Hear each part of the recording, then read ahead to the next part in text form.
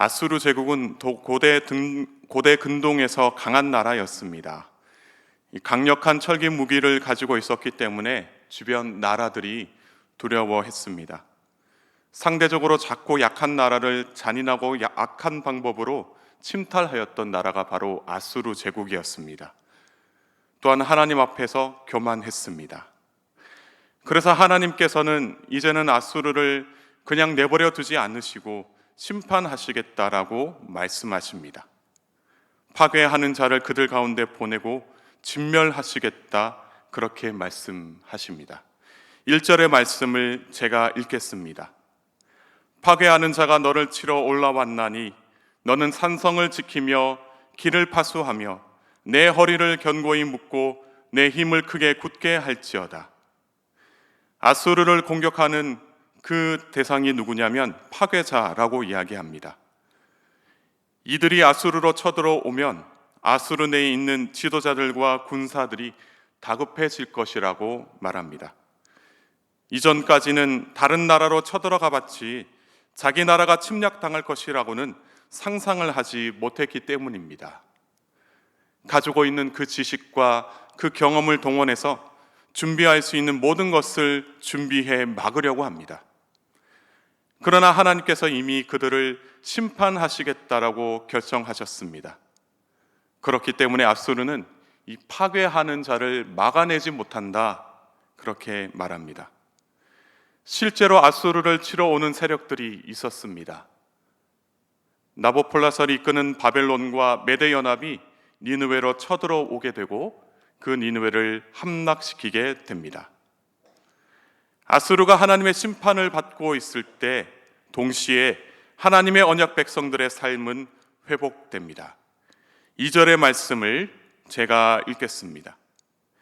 여호와께서 야곱의 영광을 회복하시되 이스라엘의 영광 같게 하시나니 이는 약탈자들이 약탈하였고 또 그들의 포도나무 가지를 없이 하였음이라.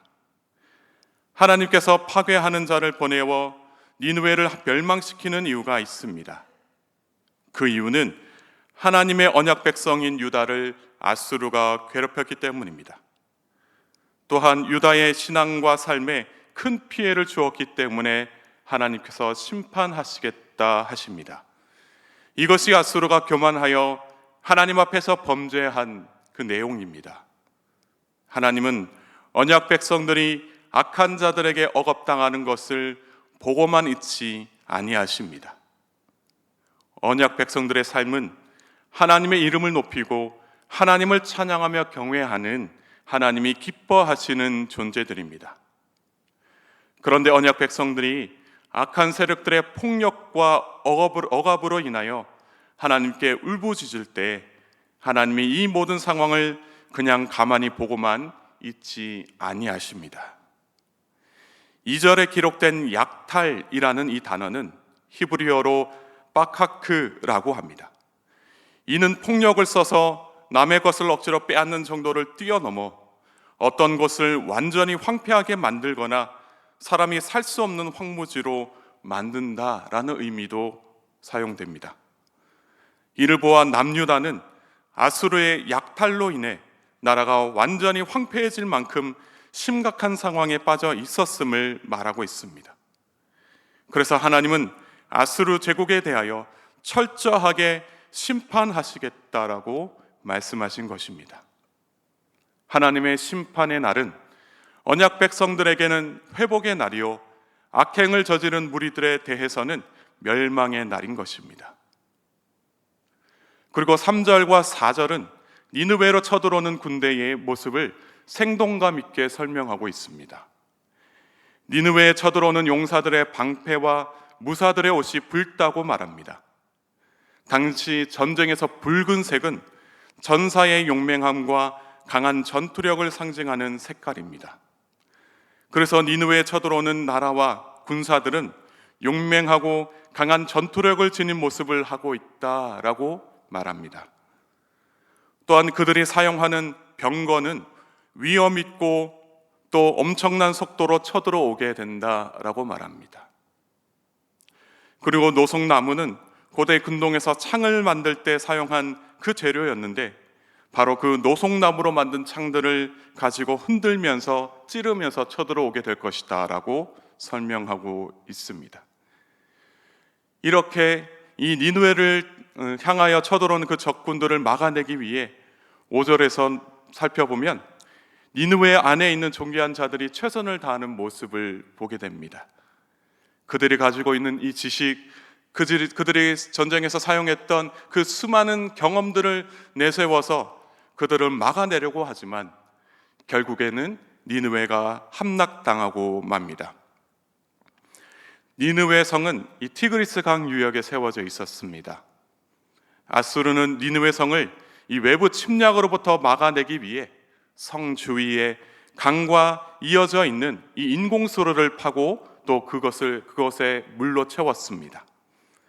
그런데 강들의 수문이 열렸다라는 것은 적군들에 의해 이 수문이 점령당했다라는 이야기입니다. 강들의 수문이 저절로 열린 것이 아니고 니느웨를 함락한 적군들이 강제적으로 그 문들을 열었다라는 겁니다.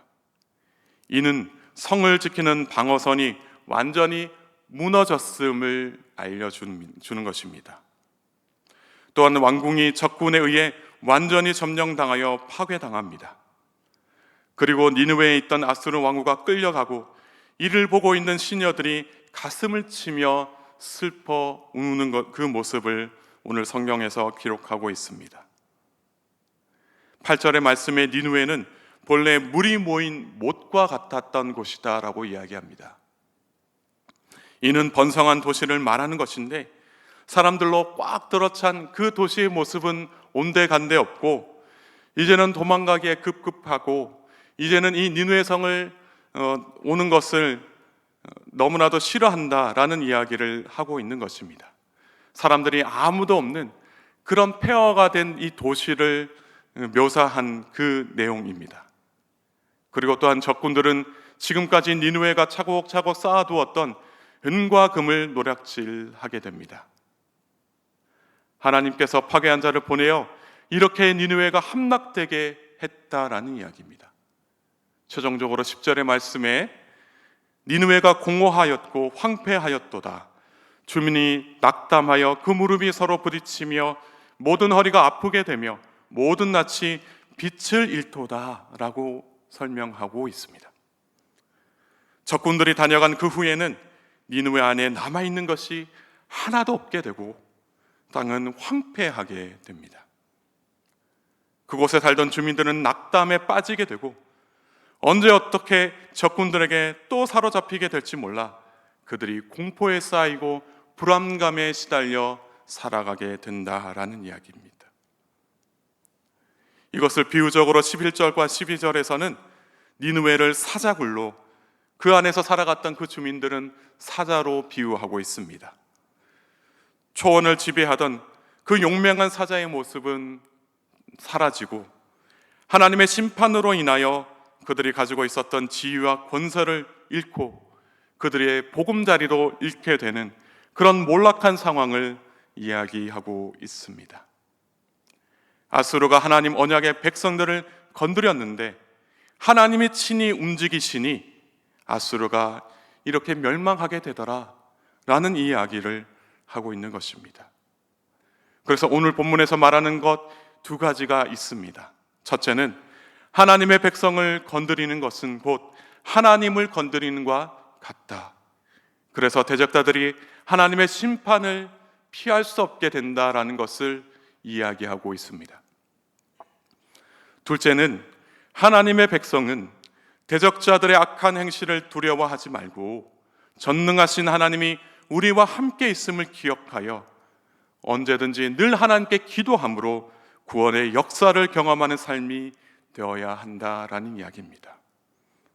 오늘 하루도 하나님께서 우리와 함께 계심을 기억하시고 지키시고 보호하시며 우리를 회복하시는 그 하나님의 그 능력으로 살아가는 저와 여러분 모두가 되기를 주님의 이름으로 축복합니다. 함께 기도하시겠습니다. 전능하신 하나님, 우리와 함께 하시는 하나님의 부르심으로 이 새벽에 나와 기도하고 예배합니다. 하나님의 크신 은혜와 사랑에 감사하여 예배하오니 저희의 예배를 기쁘게 받아 주옵소서. 하나님의 백성들이 대적자들의 손에서 고통당하고 또 신음하고 있을 때 하나님은 아버지와 같이 자녀를 대적자들의 손에서 구원하여 주셨음에 감사합니다. 그래서 악한 대적자들의 미래는 닫아주시고 백성들의 삶은 회복시켜 주시는 전능하신 하나님이 우리의 하나님이신 줄 믿습니다. 저희의 삶 속에서도 일어나는 일들 가운데 여러 가지 어려움들이 있습니다. 주여 저희들과 함께하여 주옵소서. 그래서 억울하고 고통스럽고 또 힘든 일들마다 능력으로 함께하여 주셔서 삶과 신앙이 회복되는 놀라운 은혜를 경험하게 하옵소서. 긍휼의 손길로 우크라이나 땅을 보살펴 주옵소서. 악한 세력들의 계획과 행실이 끊어지게 하시고 무분별한 살생과 폭력이 그 땅에서 온전히 사라지게 하옵소서. 특별히 우크라이나에 있는 교회와 선교사님들을 지켜주시고 저들이 온전히 하나님께 기도하며 예배할 때에 주께서 합당하게 응답하여 주옵소서. 저들을 지키시고 보호하여 주옵소서. 오늘도 저희와 함께 하시며 저희의 가정을 지키시고 저희의 일터를 지켜주실 것을 믿사오며 살아서 역사하시는 우리 주 예수 그리스도의 이름으로 간절히 기도하옵나이다. 아멘.